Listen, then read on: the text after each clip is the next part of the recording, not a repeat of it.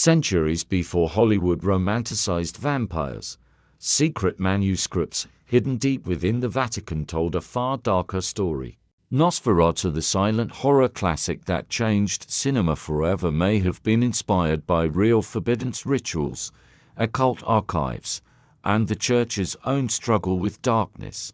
In this episode of Tales Mythology, we uncover how Vatican scholars, plague myths, and alchemical symbols converged to create one of the most terrifying creatures in history. Why did the Vatican include Nosferatu among its most important films? What hidden truths lie within its occult imagery and spiritual symbolism? Join us as we expose the chilling secrets behind the vampire that defied God and the Church itself. Subscribe to Tales Mythology for weekly deep dives into forbidden history, ancient legends, and the myths that still haunt our world. A scroll, locked in Vatican vaults. A whispered legend, buried in centuries of church secrets. And through that veil, a pale figure emerges, clawing out of the night. What if the vampire myths you think you know hide a hidden origin in the corridors of faith? You, the viewer, have just tuned into a journey not of vampires, but of shadows behind the shadows. We will traverse hidden archives, forbidden lore, and the untold stories behind Nosferatu, the silent film vampire that still haunts cinema's darkest corners. Why this matters? It's not just a horror tale. It's a way to see how religion, myth, and fear intertwine. When you peel back the layers, you find that legends of the undead might wear the masks of faith or be the flip side of the divine. Vatican's secret role in horror. The Vatican, in popular rumor, connotes sanctity, light, and suppression of occult forces. But throughout history, the Church also collected, censored, and sometimes preserved texts of heresy, demonology, and forbidden rites. What if some of those secret archives influenced how we imagine supernatural evil, not as something external, but something that mirrors spiritual ascent or fall? Teasing Nosferatu's edge. Nosferatu 1922 is not merely Dracula's copycat, it is a mythic reimagining. As we explore it, we will see occult signatures, spiritual quandaries, and cryptic contracts hidden in its shadowy frames. And, surprisingly, Nosferatu found its way into the Vatican's own important films list, the only horror film among those chosen. Why? What did the Church see in a vampire tale? Transitioning now, we step behind the veil to whispered rituals, plague imagery, and the occult pedigree of Nosferatu. We often think of vampires in the mode of Dracula, aristocratic, seductive, carrying crosses, holy water, whole Gothic ensemble. But the older tradition is darker, rougher, more archaic. Revenants, demons, plague bringers. From revenants to Nosferatu. The term Nosferatu has no clear etymology in Romanian. It may stem from German or Slavic roots Nosferatu, insufferable one. Its origins are murky. In older Slavic and Balkan folklore, the creature is less romantic and more monstrous, an undead corpse, possibly birthed from cursed sins, or unleashed as a demon. Folklore often ties vampirism to taboo, unclean death, corporeal decay, and disease, not to the aesthetic of the noble and dead. In this older frame, the vampire is less a seducer and more a parasite, an agent of corruption. Through the occult lens, the vampire becomes not a simple monster, but a metaphysical vector between realms of the living and the dead, between human desire and spiritual transgression. Many occult systems, alchemy, Kabbalah, Hermeticism, deal with transmutation, forbidden knowledge, the boundary between mortal and divine. In that sense, vampire myth can be seen as a dark counterpart, the inversion of ascension. In modern myth studies, Nosferatu is considered a kind of folklore in motion, a myth retold and mutated over generations, a shape-shifting symbol. Dracula is a canonical text, but it's a Victorian novel with Christian moral framing. Nosferatu diverges, less about etiquette, more about dread, contagion, and darkness in the quotidian. In Nosferatu, Count Orlok is gaunt, insectal, pestilent, not the elegant nobleman. He is closer to the ancient revenant than to the modern Gothic vampire. In this difference lies the spiritual power. Nosferatu reclaims vampire myth from Christian overlay, diving deeper into occult imagery and rural fear. We now have the mythic and symbolic bedrock. Next, we explore how Nosferatu's creators encoded occult signatures and spiritual contracts into the film's very skeleton. Here lies the alchemy behind the art. The producer Albin Grau was not a mere financier. He was deeply invested in occult esotericism. He envisioned Nosferatu not just as horror, but as a ritualistic image. Grau influenced set design, costumes, lighting, infusing alchemical symbols, angelic Enochian script, and cryptic demonic contracts into the frames. Max Schreck's performance as Count Orlok was unsettling. Rumor later claimed he was a vampire, or lived like one. The boundary of art and myth blurred. In the film, a contract appears signed by Orlok and his assistant, not containing occult markings, alchemical seals, and mysterious language not visible now without restoration. These reflect hidden systems of power, binding spiritual debt. Orlok is said to emerge from the seed of Belial, a demonic origin, implying infernal paternity, not simply undead life. The film uses architectural framing, tombs, crypts, elongated shadows that mimics ritual paths or sacred geometry corridors leading to hidden thresholds. The creativity behind Nosferatu was shaped after World War I. The imagery of death, rats, contagion, and mass suffering is not metaphor alone. Filmmakers, exhausted by war, projected that collective trauma into the horror narrative. War, disease, spiritual collapse, these are the dark crucible that birthed Nosferatu. The vampire is a living plague, a spiritual pestilence. The film isn't loud in textual explanation. It invites dread through suggestion, lingering frames, half-shadows. Its occult nature is not shouted, but whispered, and thus more powerful. Viewers are drawn to fill gaps with their own fears, and in that gap, the spiritual contract takes hold. Your imagination is part of the ritual. In the next section, we shift to the Vatican, how Nosferatu paradoxically entered the Church's portfolio, and what spiritual meaning may lie in that invitation.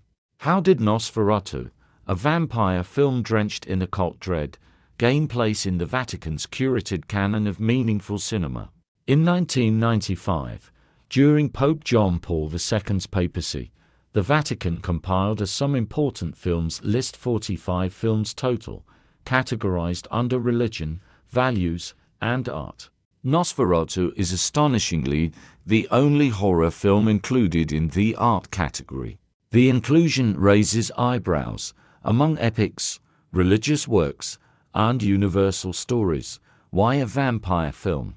Nosferatu, though dark, ends not in triumph of evil but in destruction by light. The heroine Ellen's self-sacrifice acts as a kind of spiritual offering that breaks the curse, echoing Christ-like surrender.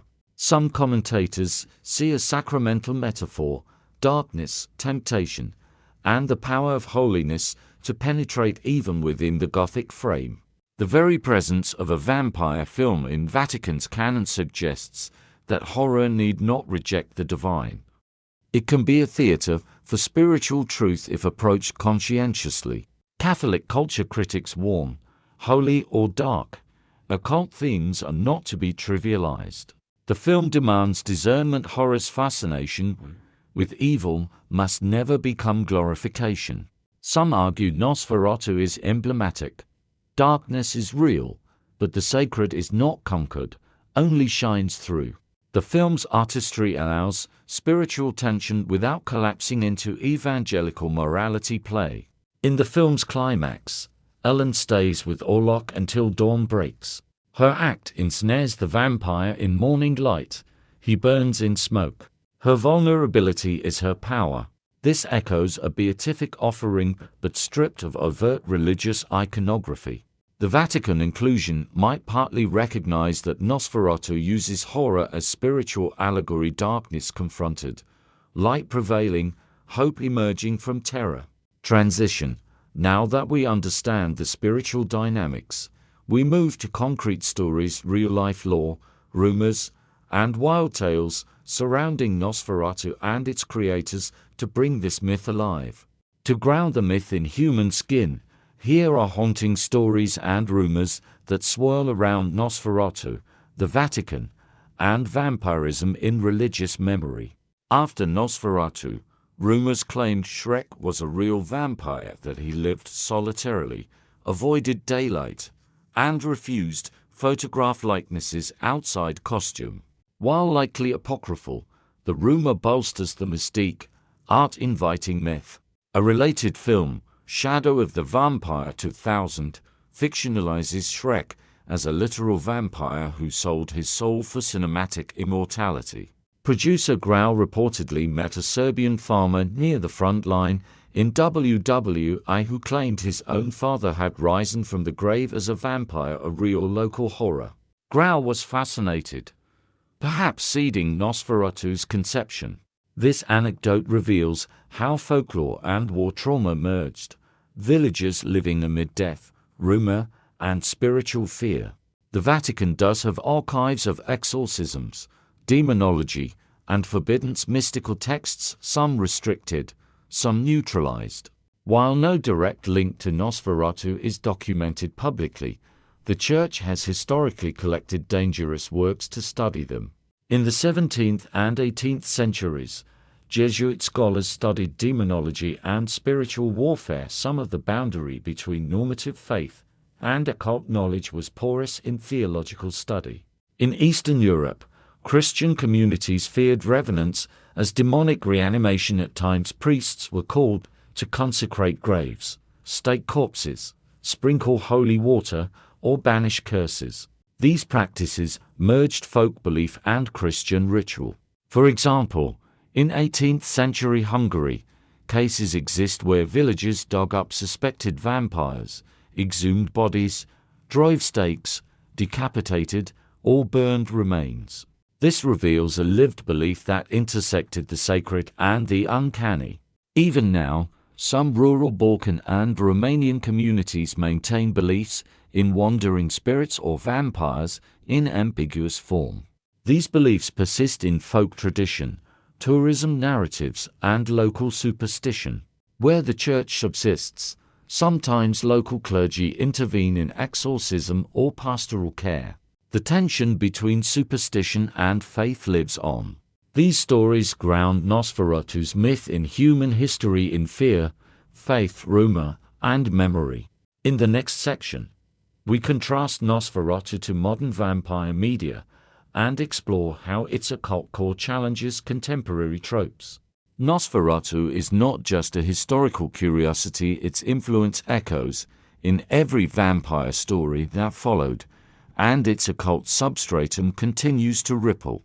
Today's vampires are often sexy, bisexual, tragic, romantic. Nosferatu's Count Orlok is grotesque, inhuman, and pestilential. The shift speaks to how myth evolves with culture.